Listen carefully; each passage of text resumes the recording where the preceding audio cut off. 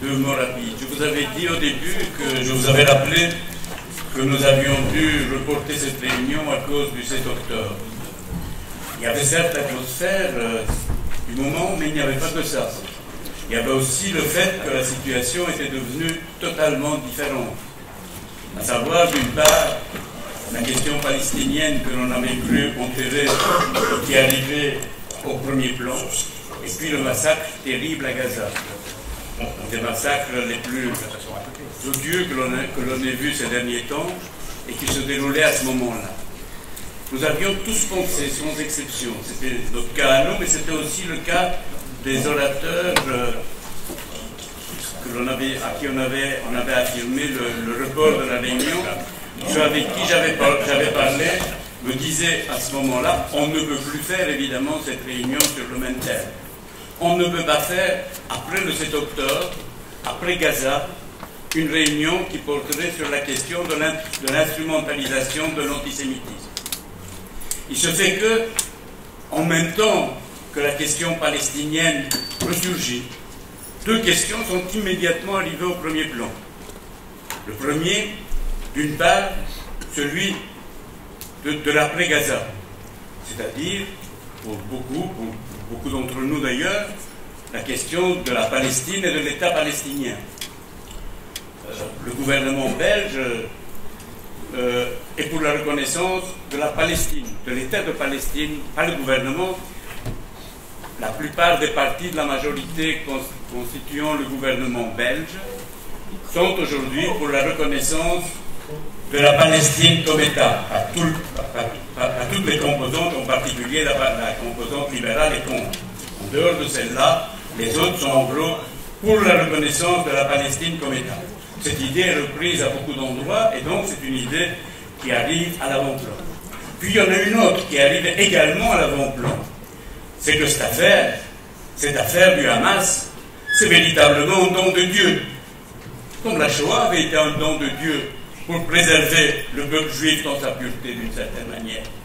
Eh bien, ce qui s'est passé maintenant, ce qu'a fait le Hamas, c'est un don de Dieu qui nous rappelle à notre devoir, qui est de reconstruire Eretz Israël, la Palestine, dans sa dimension biblique qui nous a été promise par Dieu. Eh bien, dans cette condition, ce qui soutient les thèses de l'extrême droite raciste israélienne aujourd'hui, ce qui la soutient est précisément cette instrumentalisation de l'antisémitisme. Après avoir pensé que, face au massacre, cette question de l'antisémitisme n'était plus une question importante, nous nous sommes dit que c'était véritablement une question centrale. Et je le dis aussi parce que je sais que beaucoup le pensent. Comment, pendant qu'on massacre tant de personnes, les intellectuels peuvent-ils raconter des histoires sur l'instrumentalisation de l'antisémitisme?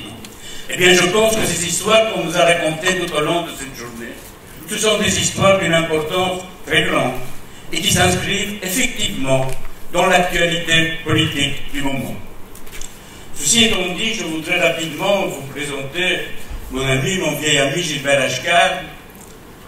Gilbert, juste comme ça, une petite anecdote que personne ne sait, c'est quand j'ai présenté le programme à Leila Chaïd, quand j'ai présenté ce programme, il m'a dit « Tu devrais contacter l'intellectuel arabe le mieux armé pour répondre à la question, Gilbert Achcar. » Je lui ai dit que je le connaissais déjà depuis un certain temps. Effectivement, je vous dirais d'abord, avant de dire, depuis quand je le connais, avant de dire cela, rappeler rapidement que, comme l'a rappelé Sadia, Gilbert est aussi l'auteur d'un livre important, Les Arabes et la Shoah.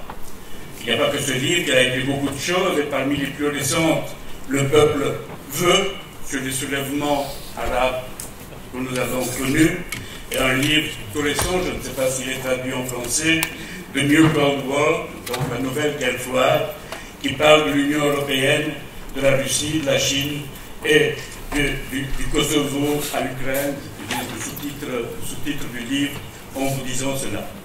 Mais au-delà de cela, évidemment, Gilbert, je pense, a occupé la chaire Marcel Littmann dans le passé. Et Gilbert est aussi l'éditeur et l'auteur d'un livre où il a repris la correspondance entre Marcel Littmann et Ralph Miliband qui était le meilleur ami de Marcel, qui est intellectuel marxiste anglais, dont les fils ont eu une carrière brillante, qui n'était pas exactement celle, je pense, qu'il avait lui-même envisagée. Donc la correspondance, précisément sur la question palestinienne, entre Marcel Lippmann et Ralph Miliband. C'est donc un vieil habitué que je céderai la conclusion de notre journée, et je vous remercie déjà de le faire.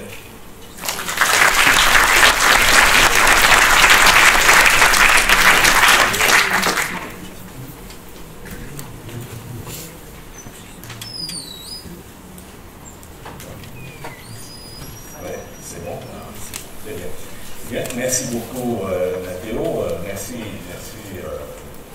m'avoir invité à cette journée tout à fait passionnante. Pardon. Oui, mais sauf qu'un micro à la main, c'est embêtant quand on a pas fait défiler. Ça va là? Remontez le micro. Bon, ok. Je vais parler plus fort. Donc, j'étais en train de remercier mon vieil ami Matteo pour son invitation, et je tiens à féliciter les organisations qui ont combiné leurs efforts pour organiser cette journée, en particulier l'Institut Marcel Lippmann. Et je me réjouis de voir qu'une telle journée est possible à Bruxelles, ce qui évidemment n'est pas le cas aujourd'hui dans plusieurs villes européennes. C'est une tâche redoutable que d'avoir à conclure une telle journée, donc je n'aurai pas la prétention d'apporter le dernier mot, sauf au sens chronologique, mais certainement pas au sens figuré. Et plutôt que de faire une synthèse, je vais faire part des réflexions que m'a suscité cette journée, que je vais composer au fur et à mesure de la journée. Mais je voudrais d'abord que nous nous souvenions ensemble du contexte dans lequel nous sommes réunis aujourd'hui. Et je veux parler du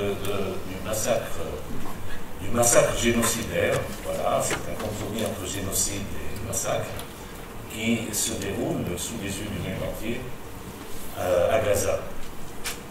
Au cours des 4 premiers mois, le tonnage de bombes qui a été largué sur le territoire de la bande de Gaza excède le tonnage de 2 bombes nucléaires d'Hiroshima.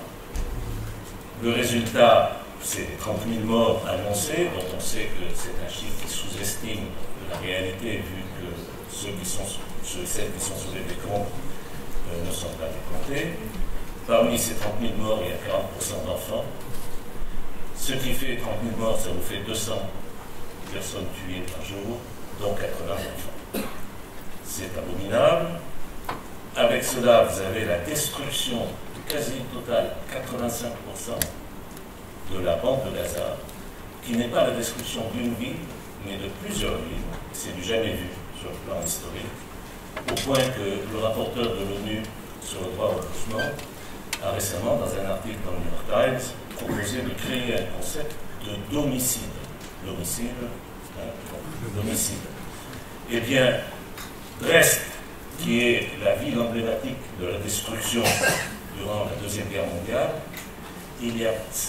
la destruction à Gaza est plus de 3 fois plus importante que ce qu'a connu Brest. Voilà ce qui s'est passé à Gaza, véritable domicile communal.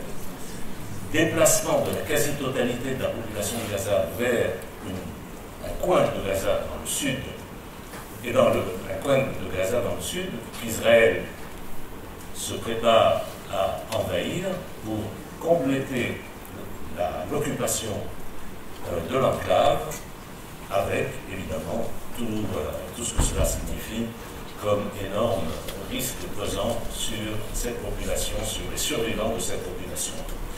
Ajoutons à tout cela le blocage par Israël de l'aide humanitaire à cette population réfugiée dans le sud de Gaza, blocage qui même retrouve un sentiment au sein même de la population d'Israël, et bien pour comprendre vraiment qu'il y a puisque nous sommes en face d'une situation en un sens inouïe dans son intensité. Et je dirais qu'en face de tout cela, aujourd'hui, c'est une nouveauté que le monde occidental, au niveau gouvernemental au moins, soutienne ouvertement un tel massacre. C'est du jamais vu. Depuis la Deuxième Guerre mondiale, on ne connaît pas cela. Et on ne peut comprendre ce soutien à la poursuite de la guerre, ce refus du cessez-le-feu, même dans ces conditions, un refus du cessez-le-feu par part du gouvernement, eh bien, sans une vision raciste essentiellement, qui considère les Palestiniens comme des Untermenschen, des sous-humains, et qui continue à justifier ce qui se passe, avec déjà plus de 30 000 morts au moins, par les 1200 morts, les 1200 victimes du 7 octobre. C'est une vision du monde avec deux poids, deux mesures, effectivement. C'est ce que j'ai appelé, au lendemain du 11 septembre 2001, la compassion narcissique. Cette compassion qu'on a avec ceux qui nous ressemblent, et qu'on n'a pas avec ceux qui ne nous ressemblent pas. On y est en plein. On y est en plein, y compris dans la mise en scène, si vous voulez, du récit du 7 octobre, dans lequel Israël maintenant a fait beaucoup. L'accent mis sur la rave party, n'est-ce pas, le parallèle, c'est-à-dire immédiatement, par exemple, chez les Français et les Françaises avec le Bataclan. Donc voilà, tout est là pour l'identification avec les victimes du 7 octobre, mais certainement pas avec les victimes palestiniennes de ce qui se passe depuis le 7 octobre. Et ça, c'est très important. Il y a donc ce traitement, un traitement très privilégié d'ailleurs d'Israël.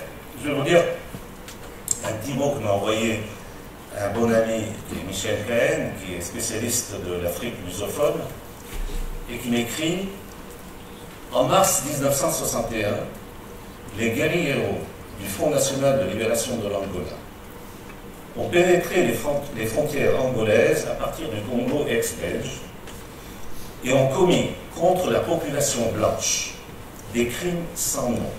Vieillards, femmes, enfants, tués à l'arme à feu, à la machette, sciés en deux dans les scieries des colons, etc. C'est un massacre à l'origine. Dira-t-on que c'est un massacre anti-blanc au sens où il est motivé par un racisme anti-blanc ou bien un massacre anti-colon? A-t-on vu une manifestation contre le racisme anti-blanc dans les capitales européennes? Réfléchissons. Remettons, avec surtout un point de vue du Sud, ce qui s'est passé le 7 octobre, eh bien, dans ce contexte-là. Ça a appelé à une législation contre le racisme anti-blanc dans les circonstances que j'ai décrites, aurait été jugé indécent, à juste titre. Eh bien, on voit aujourd'hui que ce n'est absolument pas le cas avec ce qui se passe, ce qui s'est passé depuis le 7 octobre, où immédiatement, ce qui est mis en accusation, c'est ce racisme, prétendu ou réel, peu importe, mais des victimes, et non pas des oppresseurs. Le racisme des victimes. Et il y a une légitimation bien pensante du suprématisme blanc qui se déroule, qui se défile derrière, par instrumentalisation de l'antisémitisme, qui est le thème de cette journée. Et cette légitimation, on la voit bien, par exemple, dans le discours récent d'Emmanuel Macron, qui décrit, mais enfin, il ne fait que répéter ce que beaucoup ont dit à partir de Netanyahu lui-même, qui décrit le 7 octobre comme le plus grand massacre antisémite de notre siècle. Donc, on établit un continuum, par de telles formules, entre la Shoah, entre les siècles, enfin, bon, disons, la longue histoire de l'antisémitisme européen, ou de l'antijudaïsme européen, et le 7 octobre. Au lieu d'une autre séquence historique qui, du point de vue du Sud mondial, s'impose beaucoup plus, qui est celle de la longue histoire anticoloniale, celle qui comprend des massacres comme celui de l'Angola que je viens de décrire. Et donc, il y a dans cette formule-là, cette description de ce qui s'est passé, et comme massacre antisémite, aussi un déguisement d'un certain racisme blanc. Il faut en être conscient, et c'est ainsi que c'est perçu, en tout cas, dans cette partie du monde dont je viens, que ce soit le sud mondial, mais plus spécifiquement le Moyen-Orient. Et cela est nouveau. On en parlait tout à l'heure, mais la perception des Juifs comme blancs est nouvelle historiquement. Il faut être conscient du fait, bon, j'ai fait un texte là-dessus, je ne vais pas m'étendre, il va paraître bientôt. Il est basé sur une intervention, une conférence un peu similaire qui a eu lieu en juin 2022 à Berlin, organisée par le Centre de recherche sur l'antisémitisme de la TU et le Einstein Forum, et dont le titre était Le détournement de la mémoire, l'Holocauste et la Nouvelle Droite. Le texte est sur le blanchiment des Juifs européens. J'essaie de montrer comment, jusqu'à la Deuxième Guerre mondiale, les Juifs étaient perçus comme non blancs et qu'il y a eu une opération de blanchiment qui a suivi la Deuxième Guerre mondiale, avec la création de concepts tels que la civilisation judéo-chrétienne, qui est une autre innovation. Bon, eh bien, aujourd'hui, Israël apparaît comme cette fameuse, en dépit de la composition réelle d'Israël, comme cette fameuse publicité progressive, plus blanc que blanc. Aujourd'hui, Israël apparaît comme une avant-garde du suprématisme blanc, au cœur même d'ailleurs du Moyen-Orient, qui en plus est musulman, ça convient parfaitement à cette convergence avec l'extrême droite à laquelle on assiste aujourd'hui, qui a été signalée hier et aujourd'hui, avec une extrême droite qui est banalisée, qui est même légitimée par sa propre instrumentalisation aujourd'hui du soi-disant antisémitisme, qui en fait recouvre aussi son islamophobie, qui est la marque principale aujourd'hui de l'extrême droite, après l'antisémitisme jusqu'à la Deuxième Guerre mondiale. Et alors, en un sens, il y a une justification a posteriori seulement parce que quand il l'a dit, c'était pas très juste à cause de ce que je viens de dire sur la perception des Juifs avant la Deuxième Guerre mondiale, mais ce qu'a dit Aimé Césaire dans son fameux discours sur le colonialisme, où il affirmait en se référant à ce qu'il appelait le très distingué, très humaniste, très chrétien bourgeois du XXe siècle, il affirmait que ce très chrétien bourgeois, ce qui ne pardonne pas à Hitler, ce n'est pas le crime en soi, le crime contre l'homme, je cite bien sûr, ce n'est pas l'humiliation de l'homme en soi, l'homme grand H, on va dire, même si ce n'est pas le cas ici, c'est le crime contre l'homme blanc, c'est l'humiliation de l'homme blanc et d'avoir appliqué à l'Europe des procédés colonialistes dont ne relevaient jusqu'ici que les Arabes d'Algérie, les Koulis de l'Inde et les Nègres d'Afrique.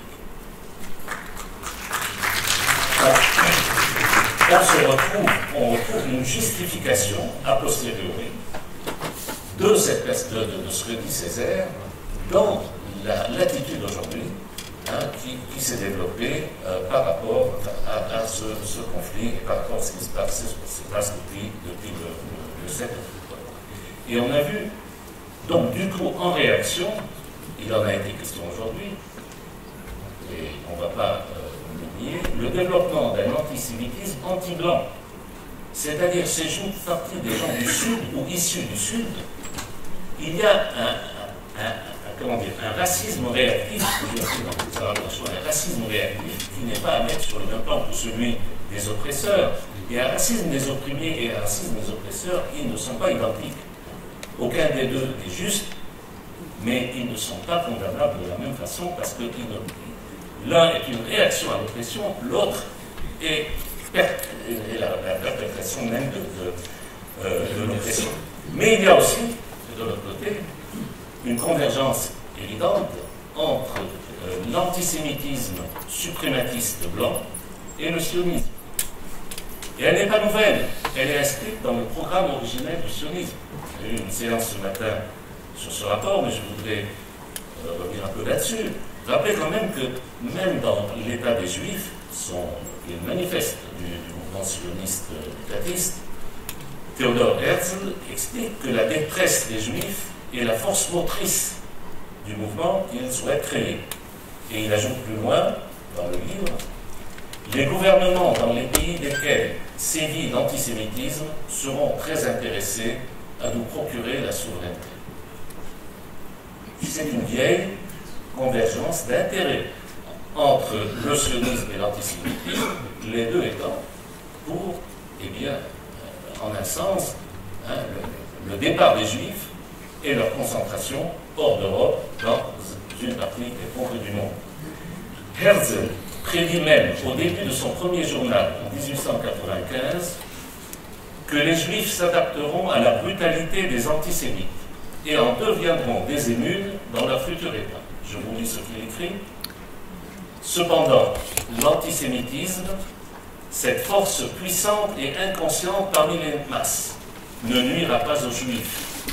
À mes yeux, ce mouvement, l'antisémitisme, sert le caractère juif. Il représente l'éducation d'un groupe par les masses et conduira peut-être à son absorption. L'éducation ne s'inculque qu'à grands coups.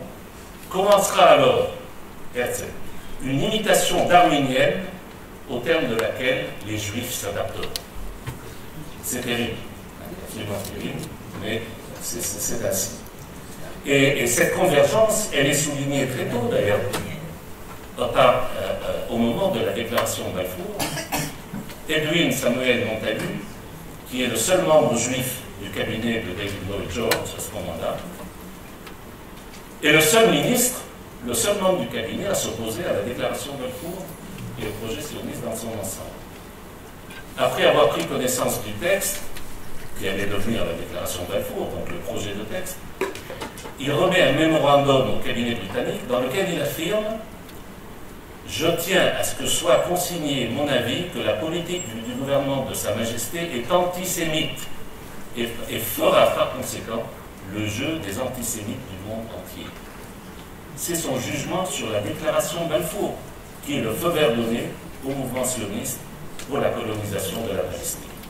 Il ajoutait d'ailleurs qu'il trouvait inconcevable que le gouvernement britannique reconnaisse officiellement le sionisme et permette à M. Balfour, dont on connaît d'ailleurs les antécédents antisémites, de dire que la Palestine devra être transformée en foyer national du peuple juif. J'ignore ce que cela implique, mais je suppose que cela signifie que les Mahométans et les chrétiens devront faire place aux Juifs et que ces derniers seront favorisés et associés singulièrement avec la Palestine, comme l'Angleterre l'est avec les Anglais ou la France avec les Français. On y est absolument, cette association des Juifs avec Israël. Et il continue que les Mahométans, enfin les musulmans en Palestine, seront considérés comme étrangers, tout comme les Juifs seront désormais considérés comme étrangers en tout lieu, sauf en Palestine, sauf en Israël, puisque c'est comme ça. Et il ajoutait ensuite cette réflexion prémonitoire: peut-être faudra-t-il aussi n'accorder la citoyenneté qu'après un examen religieux. On connaît les débats sur la nationalité dans l'État d'Israël. Aujourd'hui, eh bien, cette convergence, on la constate très clairement entre antisémites et philosémites, antisémites d'extrême droite et philosémites, ou parfois les deux combinés, parce qu'il y a des extrêmes droites qui se déclarent, qui font surenchère de philosémitisme. On voit cette convergence dans le soutien à Israël, et en particulier d'ailleurs en Allemagne, qui est le pays de ce philosémitisme par excellence, sur lequel Eleanor Sterling, qui est une écrivaine née Oppenheimer, dont les parents sont morts au cours de la Shoah, avait écrit déjà en 1965 dans Die Zeit, je cite, « L'antisémitisme et la nouvelle idolâtrie des Juifs ont beaucoup en commun. Tous deux, elle ajoutait, proviennent de l'incapacité psychique de véritablement respecter l'autre. Pour l'antisémite, autant que pour le philosémite, le juif reste un étranger. » C'est très bien dit et c'est très correct. Et là, on voit effectivement, bon, je sais pas que faisait un peu allusion, il y a deux façons, bien sûr, qui sont très divergentes, de tirer les leçons de la Shoah. Celle qui considère les Juifs comme des êtres humains et donc dont le plus jamais ça est un rejet de toutes les formes de racisme, de discrimination, etc. Et puis celle qui continue à considérer les Juifs comme des êtres à part. Et donc la leçon de la Shoah, en tout cas en Allemagne c'est prédominant, c'est plus jamais aux Juifs.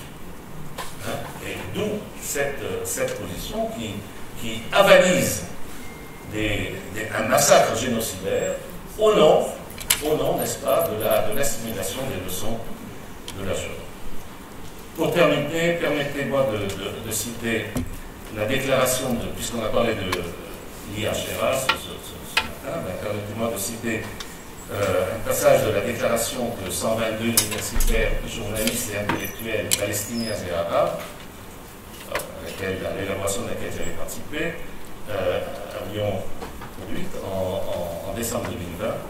Je vais lire, et ce sera ma conclusion. La lutte contre l'antisémitisme doit être menée dans le cadre du droit international et des droits humains. Elle doit s'inscrire dans le cadre de la lutte contre toutes les formes de racisme et de xénophobie, y compris l'islamophobie et le racisme anti-arabe et anti-palestinien. Le but de cette lutte est de garantir la liberté et l'émancipation de tous les groupes opprimés. Elle est profondément déformée lorsqu'elle est orientée vers la défense d'un État oppresseur et prédateur. La suppression des droits des Palestiniens dans la définition de l'IHRA trahit une attitude qui défend le privilège juif en Palestine au lieu des droits des Juifs et la suprématie juive sur les Palestiniens au lieu de la sécurité des Juifs. Nous pensons que les valeurs et les droits humains sont indivisibles et que la lutte contre l'antisémitisme doit aller de pair avec la lutte de tous les peuples et groupes opprimés pour la dignité, l'égalité et l'émancipation. Merci.